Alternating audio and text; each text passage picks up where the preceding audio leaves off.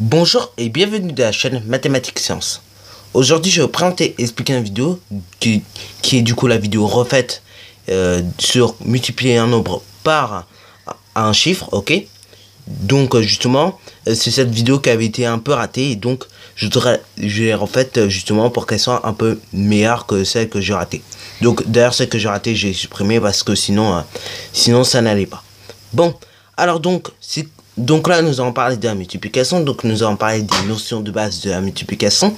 Ok. Et après, on apprendra à poser une multiplication par un nombre à un chiffre. Ok. Bon. Alors, donc, il y a plein de petites choses à retenir. Donc, on va prendre la multiplication 3 fois 6. Ok. Comme exemple. Dans la multiplication 3 fois 6, on a les nombres 3 et 6. Ok. Donc, 3 fois 6, les nombres 3 et 6 qui sont les facteurs. Ok. Le fois qui est ici, ok, et que j'entoure. Comme je disais, le fois qui est ici et que j'entoure, et bah ce symbole qui m'indique que j'ai bien une multiplication et non une addition et une soustraction. Ok, bon, tu vas me dire, mais c'est un peu bête d'avoir mis, mais c'est toujours mieux de le mettre quand même, ok, en cas d'information. Et du coup, le résultat qui est 18, et bah ça s'appelle le produit.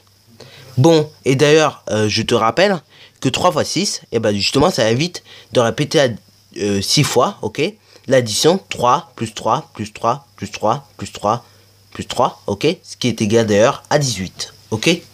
Bon, alors voilà pour les notions de base de la multiplication. Maintenant, je vais te mettre l'étape de multiplication qui sont à connaître. Voilà, donc tu en as plusieurs. Alors voilà, je vais te montrer ça d'un peu plus près. Voilà, donc tu en as plusieurs. Alors bon, là, je crois pas qu'elle soit très visible à l'œil nu. Je vais faire un petit peu de tour, ok, voilà. Voilà, je fais un petit tour d'étape de multiplication. Si ça va trop vite, tu peux aller dans la description et normalement tu auras un petit lien qui te mène vers l'étape de multiplication que j'ai refait. Ok, avec Word du coup. Bon, alors maintenant, nous allons voir notre exercice. Donc, alors là, on nous demande pour la multiplication 384 fois 6 d'évaluer un ordre de grandeur du résultat, puis ensuite de poser et d'effectuer notre multiplication. D'ailleurs, je te rappelle qu'il est très important de voir l'étape de multiplication que je t'ai montré là. Donc, va dans le lien qui est dans la description pour aller le voir, ok. Tu as juste qu'à cliquer sur le lien et normalement, je te projetterai l'étape de multiplication réellement, ok. Et justement, ça va être très utile pour notre multiplication ci-dessous. Il faut bien connaître ces tables, ok. Bon, alors donc, ça veut dire quoi évaluer un ordre de grandeur du résultat? Évaluer un ordre de grandeur du résultat, c'est tout simplement donner une valeur approchée du résultat, ok. Donc, du coup, on va déjà copier notre multiplication de base, qui est 384 fois 6. Ok, donc on copie 384 fois 6. Du coup, notre 384 fois 6, et bah du coup, on peut arrondir tout ça. Donc, 384, si tu arrondis à la centaine la plus proche, ça fait 400. Ok, et fois 6 reste fois 6. Ok, tu fais 400 fois 6, donc là si tu as du mal, tu fais 4 fois 6, ce qui te fait 24, et tu rajoutes tout simplement les deux zéros, ce qui te fait 2400. Conclusion, on peut en conclure que 384 fois 6 est égal à environ 2400. Environ se définit par ce signe-là, ok, et donc ce signe-là, je vais marquer sa signification, pardon, ce qui veut dire environ. Donc environ 2400. Et donc cela va être très important de faire un ordre de grandeur et toujours car ça nous permet d'éviter au maximum d'utiliser la calculatrice. À la fin de la vidéo, je te montrerai quand même qu'est-ce que ça fait avec la calculatrice. Quand même, c'est toujours important de voir la calculatrice, surtout maintenant, ok, pour voir comment on peut vérifier les résultats d'une multiplication, ok.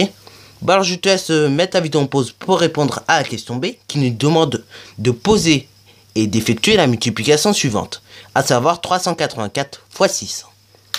Bon, sur ce, correction. Alors déjà, pour poser notre multiplication, on va devoir faire un truc très important, c'est aligner centaines avec les centaines, les dizaines avec les dizaines, et les unités avec les unités. Alors là, je sais que tu vas me dire, mais c'est un peu stupide ce que je suis en train de faire. Mais néanmoins, c'est pour te rappeler quelques petites choses, ok. Donc, U veut dire unité, ok. Donc, je vais le marquer quelque part. U pour unité, voilà. D pour dizaine. et C pour centaines. Ok, c'est pour te rappeler quelques bases du système numérique. Ok, centaines, dizaines, unités.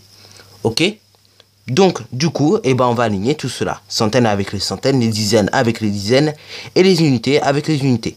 Comme ceci.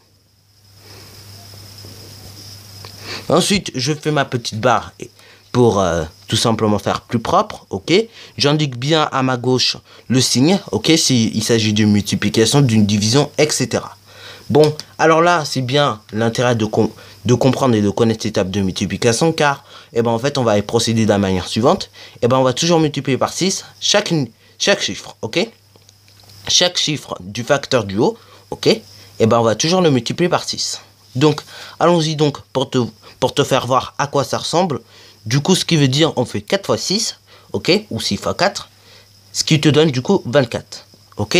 J'ai oublié de te dire d'ailleurs, si tu as du mal à retenir une table de multiplication, tu peux également inverser les facteurs, ce n'est pas un problème, ok. Donc, on a dit 4 fois 6, 24. Tu mets le 4, qui est le chiffre des unités, en bas, c'est-à-dire au résultat. Mais par contre, le 2, qui est du coup, et le chiffre des dizaines, du coup, tu le mets en retenue, ok. Bon, quand je dis en retenue, c'est pas en heure de retenue, ok, c'est en retenue. Donc, tu mets 2 en retenue. Voilà. Ensuite, tu vas faire 8 fois 6, ok. 8 fois 6, on est bien d'accord que ça fait 48. Mais 48 plus 2, parce que du coup, on a fait la retenue, et les retenues, ça s'ajoute à la multiplication. Donc, du coup, 48 plus 2, ça te donne 50. Pareil, je fais la même chose, je mets mon 0, qui est le chiffre des unités, au résultat, mais le 5, je le mets en retenue. Ok, donc là, pareil, je mets un petit 5 en retenue. Comme tout à l'heure. Voilà, je ferme tout ça. Et là, pareil, on fait la même chose. Donc, 3 fois 6, 18, plus 5, ça nous donne 23. Et vu qu'on n'a pas de chiffre après, du coup, on peut directement mettre 23. Donc, voilà, on obtient 2304.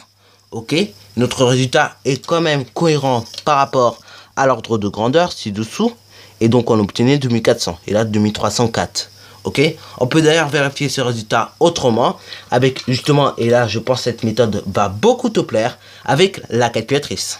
Ok, donc je vais te montrer comment ça fonctionne, assez rapidement. Donc tu ouvres la calculatrice en appuyant sur le bouton on. Donc là bien évidemment ce que je te montre, c'est avec la calculatrice Casio FX92 spécial collège. Ok, donc là je tape la multiplication que j'ai fait, donc 384. Voilà, multiplier, c'est ce signe-là, que je suis en train de montrer avec mon critérium, multiplié par 6.